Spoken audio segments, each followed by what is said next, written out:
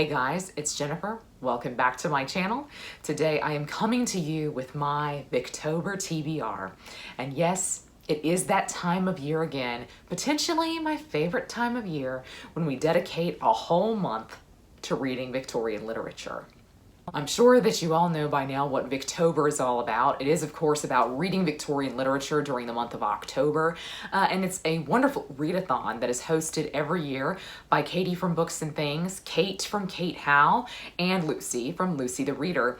And every year they set us challenges. This year's challenges were a little bit tricky for me, and there's one I still don't have something for, but I'm being ambitious here, as I am every Victober, and I certainly won't get to everything that is on my TBR, but let's just get into it.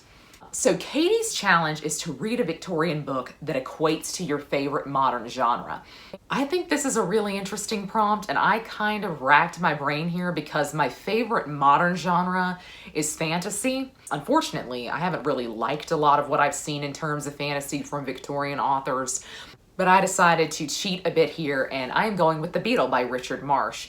And so this is a later Victorian work. It was published towards the very end of the 1800s, and it actually outsold Dracula for quite a bit.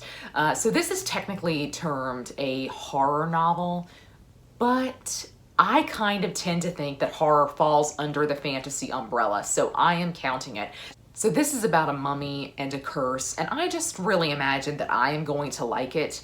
It's interesting that to be a book that outsold Dracula for such a long time, Dracula is the one that has really entered the public consciousness, and The Beetle has not. In fact, I had never heard of this before the Penguin English Library published their edition of it.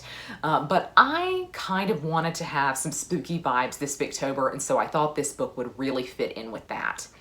Now, of course, because we are being very ambitious this year, I decided to go for my second favorite genre as well, which is historical fiction. And so I have two options for this. I don't plan on reading both, but both of these are books that I have started at other times and always intended to finish. I mean, I started them and thought that they were really great, that I was probably going to really enjoy them, but for some odd reason I put them down. Now, the first of these, I know exactly why I put it down, and it's because it was a bit of a dense read, and that's Romola by George Eliot. And I'm still not quite sure whether you pronounce this Romola or Romola, but this is a historical fiction book set in the reign of Savonarola in Florence in the 1490s, and so many people have told me I will love this because I love Savonarola. So many people say if you like Savonarola, you absolutely have to pick up Romola by George Eliot. You're really going to love what she does with him. And I am a massive fan of the Mad Monk of Florence. Again, I don't know what that says about me, but I just adore Savonarola. So I'm interested to see what George Eliot does with him.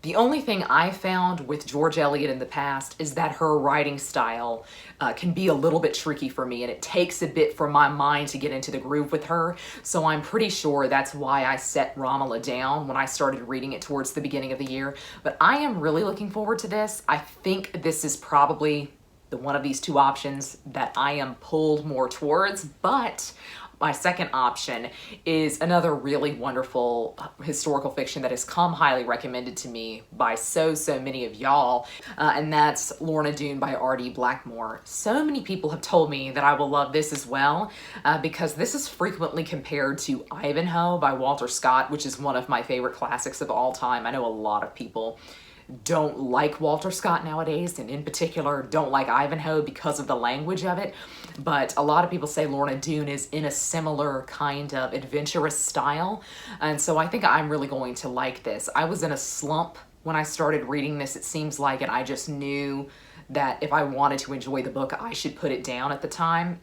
And so I'm glad I did, but I have come across multiple editions of Lorna Dune in the past week at work. So I work in an archive, and so several editions of Lorna Dune, really beautiful antique editions, have crossed my desk in the past week, and I'm kind of taking it as a sign that it's time to read Lorna Dune. But a lot of people seem to love this. Even people who don't typically like historical fiction have really loved Lorna Dune. So I have pretty high expectations for this and for Romola. Now, Lucy's challenge is the one that I'm struggling with, and I don't have anything for right yet, but her challenge is to read a Victorian diary or collection of letters. And you guys probably know my gut instinct was to cheat and to find an edition of Mary Shelley's letters because she lived in the Victorian age. Now, was she writing her novels in the Victorian period? No. But I really did want to cheat, and I said, no, I'm not going to. I am not going to cheat. So I think I'm going to go with Queen Victoria's diary. And I've always wanted to read a few selections from her diary over the years. So I think that'll be really interesting. And of course, I'm going to go with her earlier life when Albert is still living, because I can't deal with that. I can't deal with it. When he's not in the picture, it is just so sad to me. So I think that's what I'm gonna go with. But Lucy showed an absolutely beautiful edition of the Bronte's letters in her video, and I'm really pulled to that, though I do think it's rather pricey. I'm just really, really pulled to it. So you never know, maybe I'll splurge. Now, Kate's challenge is to read a new to you book by a favorite Victorian author. And so I have two options for this as well, and I hope to get to both of them. I hope. So the first of these is by probably my real ultimate favorite Victorian writer, and y'all probably know who I'm going to say. That's Wilkie Collins. So I chose No Name this year.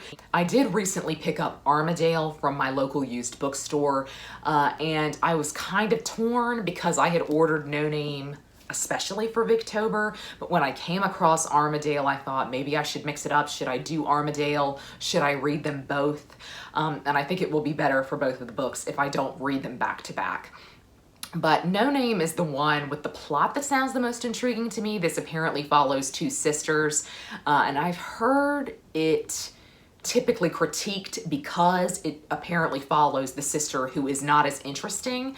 I typically love how Wilkie Collins builds character, and I think he's a really great master of character and characterization. So I'm interested to get into this, and I appreciate its length. It's going to be longer than The Law and the Lady, which was a bit of a disappointment to me earlier this year. So I'm really, really excited to continue on with Wilkie Collins. It's a Victober tradition at this point. This is my third Victober and my third time reading Wilkie Collins in Victober. So at this point, it is a tradition. We have to read Wilkie every Victober. So my second option for this is going to be my big book of the month. My goal this year was really to focus on the larger books that are on my TBR. I don't know that I've actually been all that successful with it thus far, but hey, we still have a few months before the end of the year, don't we? So this is Bleak House by Charles Dickens. And I read A Tale of Two Cities over the summer, and that cemented to me my love for Charles Dickens. I said, I feel like now I can say with my fourth thing by him that he's a favorite author, that I really just like his style. And so Bleak House is one that has always intrigued me, but I've always been intimidated by it because, of course, it's huge. It's absolutely massive. And I think I will probably struggle with it if I try to read it straight through. So I'm gonna try to parcel it out. I don't know how well that'll work because I think it was to a detriment with my reading of David Copperfield. I did that with David Copperfield and read it across 3 months, and I just don't think it did the book any favors.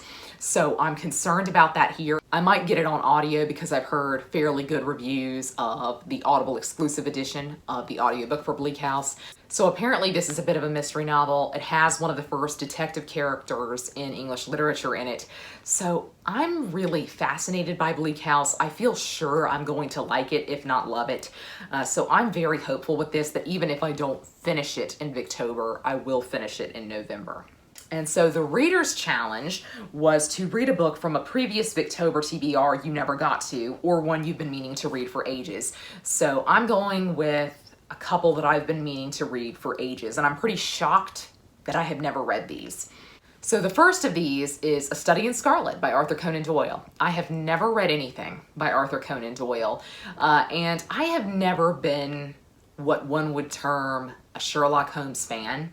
I typically love a Victorian mystery novel, but I have to say, in general, in all of the adaptations, Sherlock Holmes just really does nothing for me. And if you told me you can never read, see, or watch anything about Sherlock Holmes ever again, I really wouldn't grieve that.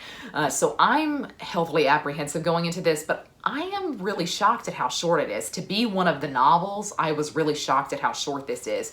So I'm hopeful that that will help me get through it and make it feel a little bit more pacey. But just in the same way that a book has to justify its length to me, which I'm sure Bleak House will have to do, I'll have to say, do we really need all these pages for this story? With Bleak House, I feel like I'm going to say, yes, we did. But in a similar way to how a book has to justify its length, a book also has to justify how short it is to me. And in many ways, a shorter book is a harder sell.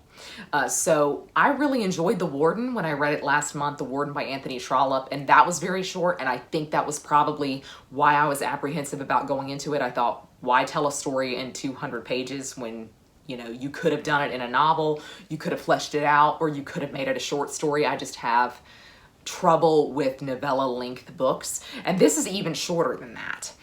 So I am apprehensive.